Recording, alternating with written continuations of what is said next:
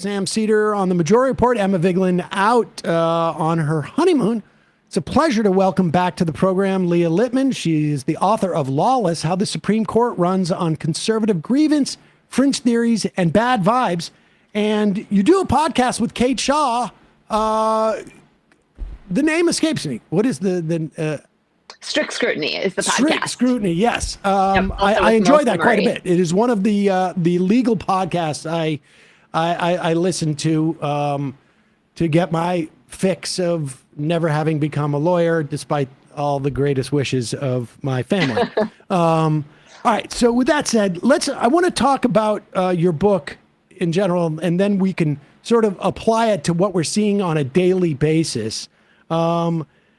Your vision of the Supreme Court is one which is, we are looking at legislators of some sort, but really are doing so based on a particular, almost like psychological deficiency. It feels like. I mean, and first let's talk about how grievance seems to have like really taken over the court. And let's go back to even to like, I feel like Scalia was the unofficial chief justice of that grievance. Yes, so I think that that's totally right. The book is about how the Republican justices are fashioning the law and sometimes just declaring the law to be the political talking points and feelings of the Republican political elites. And the big feeling, or at least one of the big feelings, is this idea of conservative grievance, the notion that the core constituencies of the Republican Party, social conservatives, religious conservatives, plutocrats, super rich, they are the victims today of a variety of discrimination, maybe because society doesn't share their views, anytime the law doesn't go their way. And so they're taking this idea that Republicans, conservatives are an oppressed minority and using that to justify all of these outlandish rules that essentially give Republicans more and more political power, social control, and entitle them to do whatever it is they want. When did this first begin? I mean, I know that in like was it 2012? That year you were clerking for Anthony Kennedy, who I also find to be a very interesting figure, and his sort of journey over those years. But when do you think this became the case? I mean, I think there's always been a quality about the Supreme Court, at least it's been my sense, that there's a lot of reverse engineering. It really just becomes, it's really just a question of like what the threshold is for what parameters you need to stay in reverse engineering things. But it seemed to really drop out at one point for the right.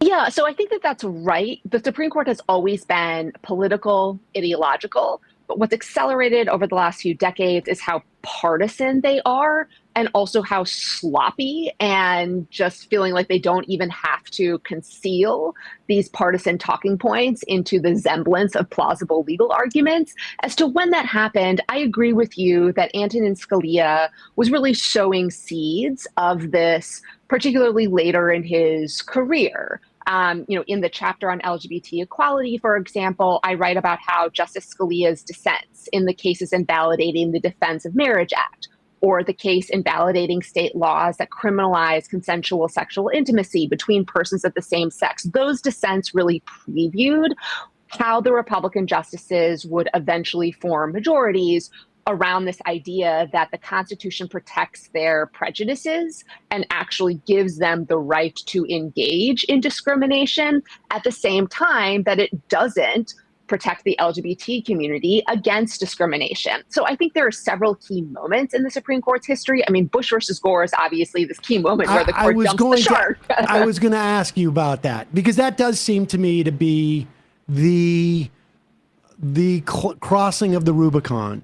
And I distinctly remember that Newsweek had a story back when Newsweek was, a substantial publication, that was actually going to run, I think, on September 11th or 12th of 2001, that there was a big fight that broke out over the summer when they met with some Russian judges who were ostensibly coming to see how they could, and it broke out over Bush v. Gore. And give me your sense of like, was that the moment where at least the Scalia guy was like, we can get away with this? I mean, I think so. That was a moment where the Republican justices just ordered a state to halt its recount, risked disenfranchising minority voters, ordering the state to certify the Republican candidate as the victor on the basis of this legal theory that they announced, well, this is only good for this case. And then 3 Republican appointees write separately just to announce, well, here's this other potential theory that basically allows us to roll back voting rights protections that state courts or state executives attempt to protect. So, yes, I think that was a real moment where the Republican justices, if the public was ever going to draw a line and say, this is something you justices can't do, you would think that it would be effectively deciding the result of a presidential election on the basis of a cockamamie theory, disenfranchising citizens. Alas, that line was not drawn. And so what happens after that? Well, they feel okay dismantling the Voting Rights Act, campaign finance regulation, announcing that partisan gerrymandering can't be remedying in federal court, overruling Roe and basically facing no consequence for doing so. And the list goes on and on. And so I just think the problem has really snowballed since then. Yeah, I mean, what accounts for that? I mean, just in terms of Scalia, like, do you think that he was just sort of sundowning? Because, Scalia was the type of guy that, like, not to single anybody out, but my father would say, he's so brilliant. Yeah. And there was this real sort of like, he may have been, articulate and I don't know if he was a brilliant jurist, in the 90s, but certainly by the time you get to like the late aughts, he's just parroting Rush Limbaugh.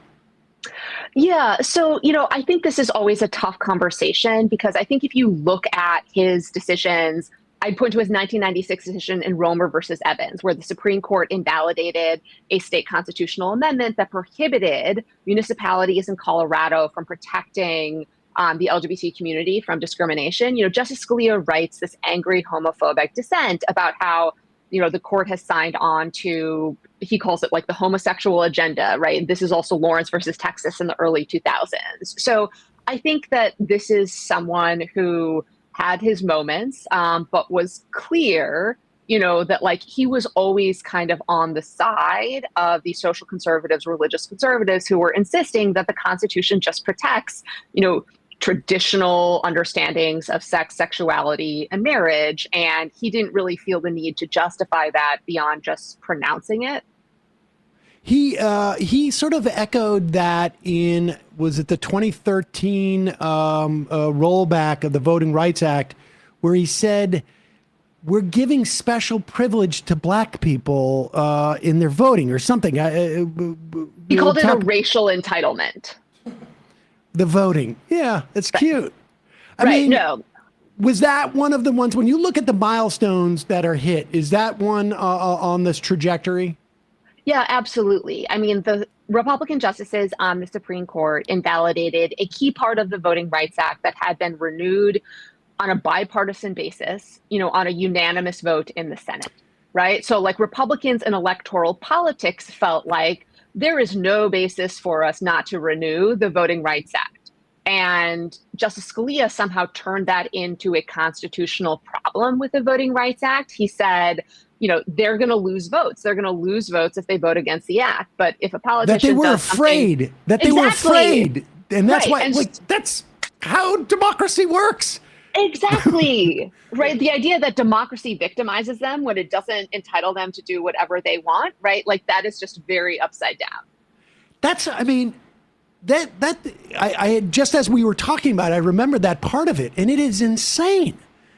And particularly because up until that moment, maybe before that, the only thing that we heard through the 90s in particular into the early aughts was judicial activism judicial activism, which was purportedly where judges go and make up the law and supersede the legislature. And that was beyond, that's not just judicial activism. That is like mind reading and telekinesis. And I mean, it was insane.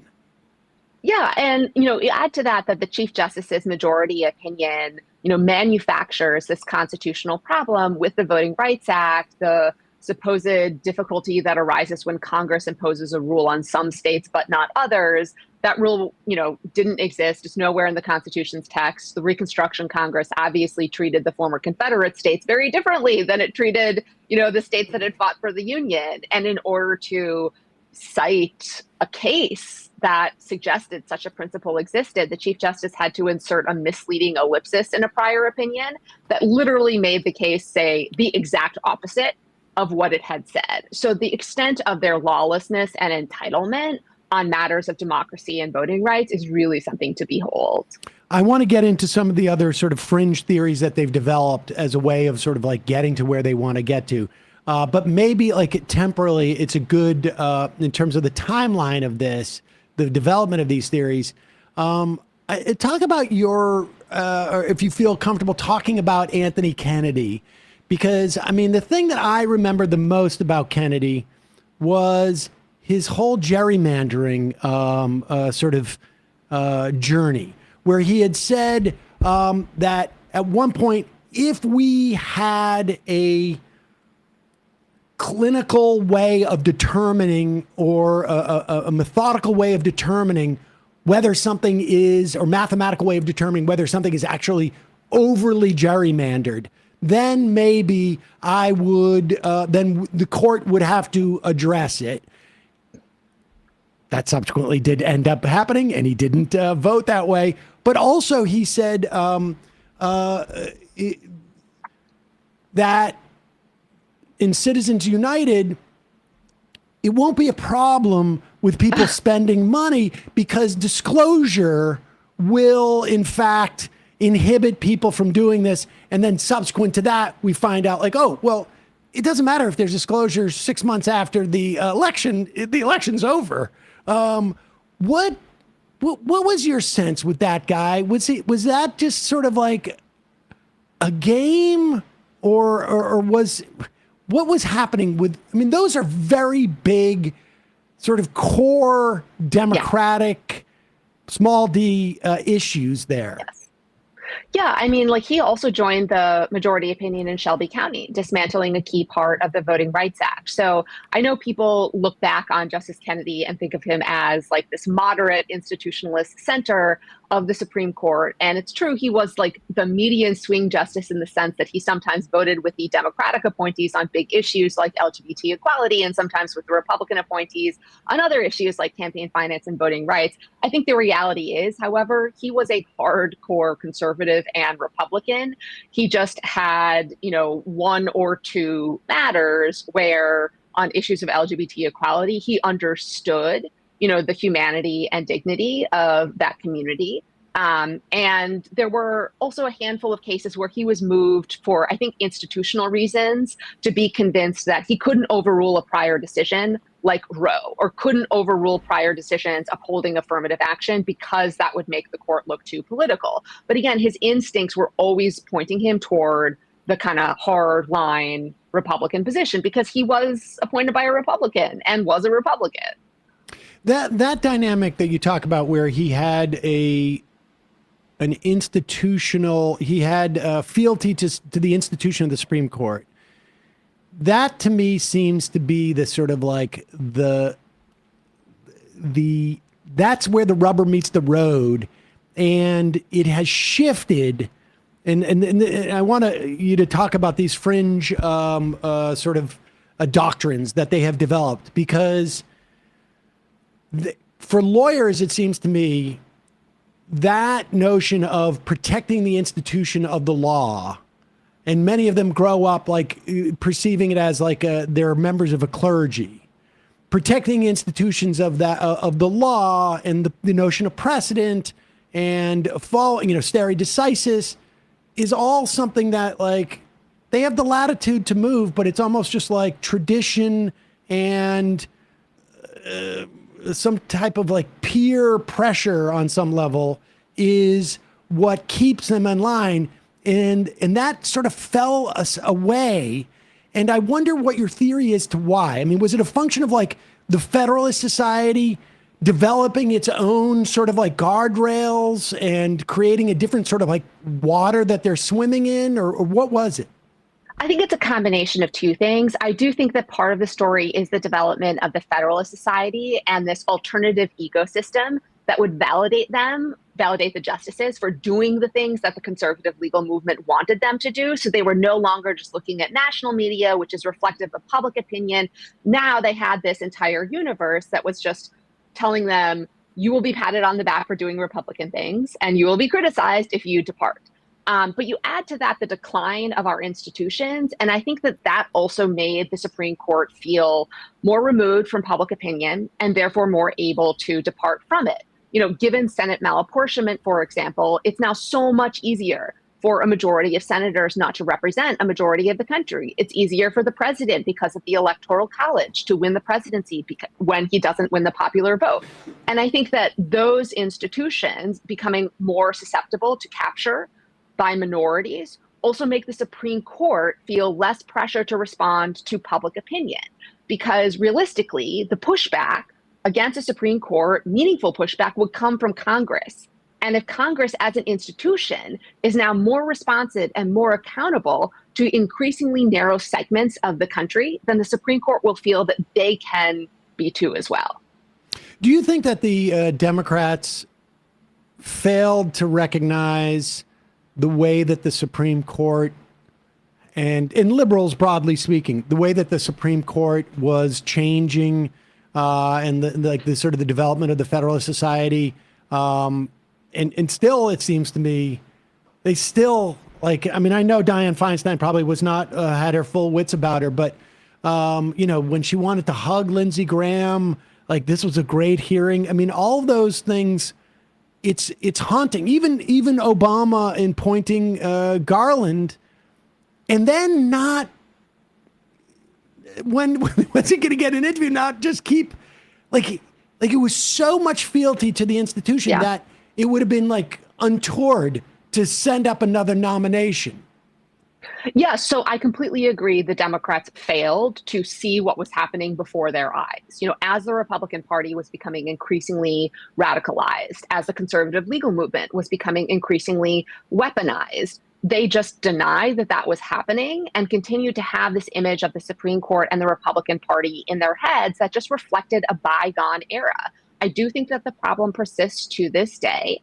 And it is, constantly coming back to haunt us, that the Democrats, again, didn't see that Republicans were indeed going to do the thing they promised to do, overrule Roe versus Wade, and therefore did not enact a federal law that protected abortion rights throughout the entire country. They failed to adopt other federal legislation that could have safeguarded other rights that are now in jeopardy as well. Let's talk about a couple of those fringe theories. I guess the biggest one, it seems to me, well, the two that seem to play the most, one would be the unitary executive theory. And we should note, this is a theory that's been around for 50 years now, almost like transported through time by Dick Cheney, who was chief of staff for, I think, in the Nixon administration, or was he chief? I think he was, and helped develop this. And then the other one is the major questions doctrine, which is just sort of like it's like a get out of jail free card. It's like a wild card that you can just throw down at any time. Yeah, it's like a trump card that they get to pull against Democratic administrations that say you don't actually get to do things that are authorized by law. If we Republican justices and the Republican Party think they're a big deal, it is, as Justice Kagan called it, like a get out of law, get out of text free card that allows the court to say statutes don't actually mean what they say. The unitary executive theory is just one of the more consequential fringe theories that has just become this insurgent idea that has cannibalized, the Republican views on presidential power and so much of the law. It was really pushed by the Reagan administration, after you say kind of flirted with by the Nixon administration. It maintains that presidents have all of the executive power and therefore have to be able to control everyone in the executive branch, and that they possess some unclear set of additional unspecified powers. That is the idea that the Trump administration is probably relying on to justify the strikes against Iran. That is the legal theory that they have invoked to justify why they can summarily expel people to El Salvador. That is the legal theory they have invoked to allow Donald Trump to fire people like heads of the National Labor Relations Board in violations of federal law. And it is this grossly ideological theory that threatens to upset so much of our constitutional system, because it, in effect, places the president above the law in many different areas. It was channeled by the immunity decision, the catastrophic immunity decision. So yes, that's another one of their fringe theories that unfortunately now seems to have a majority support. I want to talk about what cases you think are going to be really important that we're going to hear about. I would have, it could be literally any day now. Yes. But let's talk about the one that was decided again in the shadow docket. It is, just briefly remind people what the shadow docket is, how the use of it has changed, and how it changed. What's fascinating about the shadow docket is if you had a graph, you could see its use would be up here from 2016 or so to 2020. Then it's down here. And then it's back up here again in 2024. It's an amazing coincidence. It's totally coincidental. So the shadow docket refers to the set of orders, opinions, and decisions that the Supreme Court issues without full briefing and without oral argument. There are legitimate things that the Supreme Court does on the shadow docket, like deciding, for example, whether the Solicitor General of the United States gets to participate in oral argument. But what has changed over the last 10 years is increasingly the federal government, in particular, when the federal government is led by Donald Trump, asks the Supreme Court for stays, pauses of lower court decisions that rule against the Trump administration. The number of emergency requests on the shadow docket has just, multiplied manyfold, where, between the Bush and Obama administrations, there was something like 8 requests by the federal government over a period of like 16 years. Now the Trump administration has made like 40 something requests of the court, not even within the first year of the administration. And the Supreme Court has granted a lot of those requests. So they just, without explanation sometimes, without any advance warning, issue a decision that puts on hold a lower court decision and allows the Trump administration to implement a policy that a lower court has declared illegal. Ostensibly, the shadow docket was to essentially prevent some type of irreconcilable harm if this was not stopped, right? And it's quite clear from these things that like there's no irreconcilable harm if people that you want to deport are not deported today, as opposed to in 4 weeks or 6 weeks or whatever. I mean, you could argue like we can't deal with keeping them in a detention center or whatever it is, but that just seems spurious. But I wonder how, like, this rise in the use of the shadow docket. I know that Trump is not getting along with Leonard Leo anymore, or supposedly not. But Leonard Leo has been the fixer for the Supreme Court for decades now. He introduced, when Clarence Thomas was going around telling everybody, I don't think I can stay on the court because I don't have enough money. Leonard Leo introduces him to a billionaire. I can't remember his name now, but his best Harlan Crow, his best friend. It's great. You meet people when you're on the Supreme Court, and they take care of you. But I've got to imagine that the idea of let's try the shadow docket, this will work, didn't sort of just organically grow. It feels like this must have been a a strategy or a tactic that was developed on sort of both ends of whatever street is between the White House and the Supreme Court. Yeah, it is something where if the Supreme Court actually wanted the Trump administration to knock it off, right, and not be inundated by all of these requests, they would just deny them, right? But they are instead creating this incentive for the Trump administration to continually run off to the Supreme Court because they keep granting a lot of these requests. And indeed, they are granting requests in cases where lower courts found that the Trump administration had not complied, failed to comply with lower court orders. And those are the same orders that the Supreme Court is essentially wiping away and telling the Trump administration, yeah, you don't have to comply with those. No big deal. That's what just happened in this third-party deportee case. My understanding of the case is that U.S. immigration law says that if you're going to deport a potential deportee to a third country, not the U.S. and not their country of origin, they have an opportunity to have a judge or have the list of countries presented to them, and they can go to a judge and say, I can't get sent to that country because of my background or whatever it is that could be dangerous for me. They went through that process, and there were some countries they couldn't go to, the judge found, and then the Trump administration just added some other countries and didn't give them that due process. Is that basically what the case is about? No, that's completely right. The Trump administration just trying to shuttle people off to countries where people have never been, might not have even heard of. And when their order of removal didn't tell them, you might have to go to this other country. You know, the United States is a signatory to the Convention Against Torture, which Congress has implemented by legislation. And so if an individual faces a risk of torture, persecution, violence in another country under federal law, they have the legal right to challenge their removal on that basis and not be deported there. And so what the Trump administration is doing is denying people the ability to raise those challenges because they are just telling people, at 5 p.m. at night, oh, tomorrow morning, you're going to be shipped off to South Sudan. And then the next morning, they put them on a bus and put them on a plane and indeed send them off to the country without notifying them. You can challenge your removal to this country because, again, you were not previously informed that you might be deported there.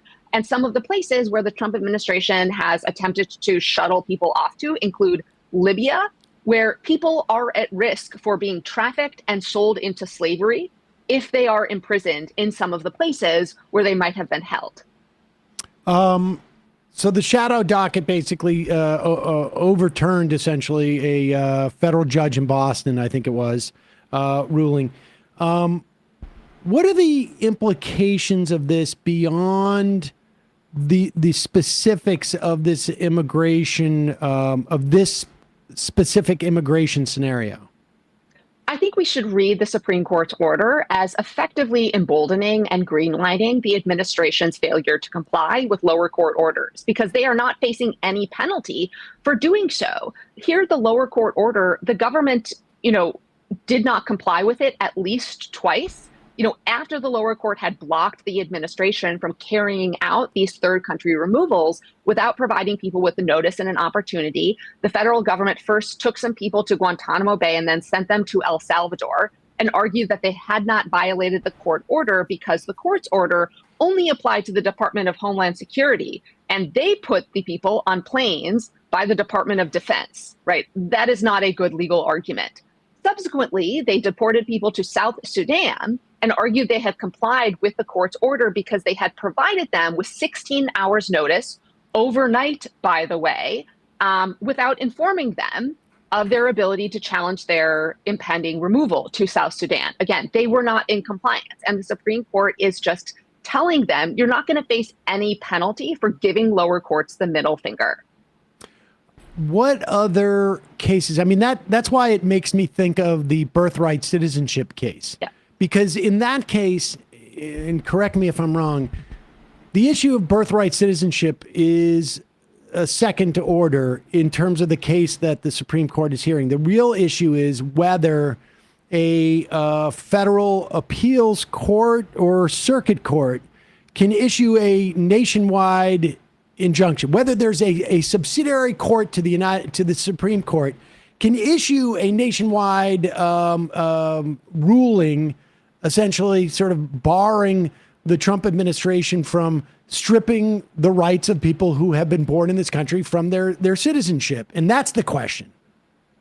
Yes. So the issue in the case is whether a lower court can issue what's called a nationwide injunction, basically block a policy that is illegal on a nationwide basis. And if the Supreme Court says they can't do so, or if they limit federal courts' ability to issue that orders, I think that has the real potential to allow the Trump administration to implement wildly illegal orders, in some Republican-leaning states that are unlikely to challenge some of the Trump administration's illegal conduct, particularly because the Trump administration is taking the astonishing view that if a private plaintiff successfully challenges one of their executive orders in Texas or in the Fifth Circuit, which oversees Texas, they, the federal government, are not obligated to apply that decision to other people. So what would that mean?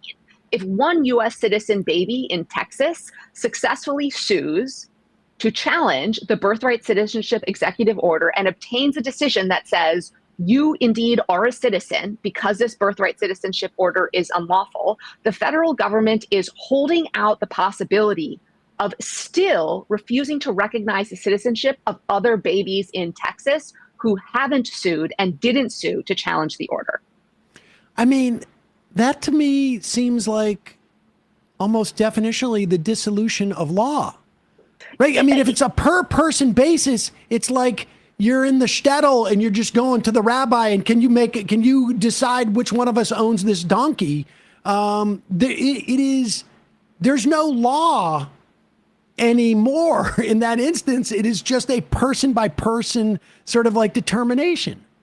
No, that's what Justice Jackson referred to at oral argument in the birthright citizenship as a catch me if you can regime that effectively gives the executive branch the power to opt out of the law, right, and not enforce the Constitution and federal law in cases where they can get away with it.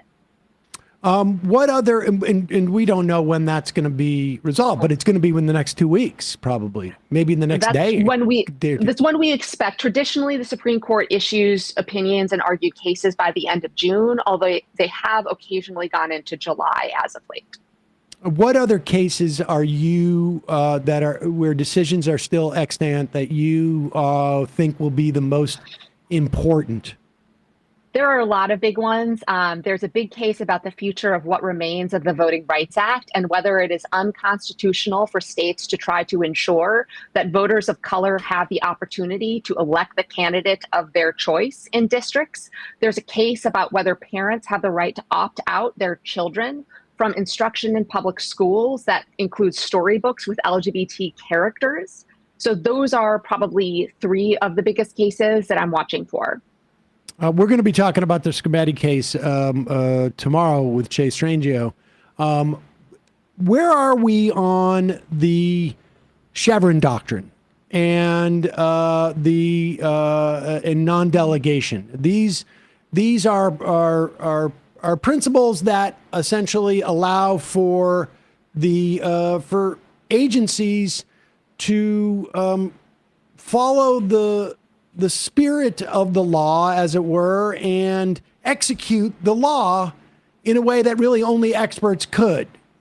Where are we on that? So the Supreme Court overruled the Chevron doctrine last term. That doctrine had allowed agencies to interpret ambiguous, unclear words in the statutes they implement, like the EPA with the Clean Air Act.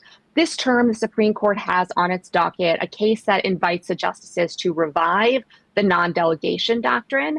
That doctrine, which the Supreme Court only enforced in 1935 as the court was invalidating New Deal programs, says there are limits on the extent to which Congress can empower other entities, such as administrative agencies, to write rules and regulations that govern what private citizens can do.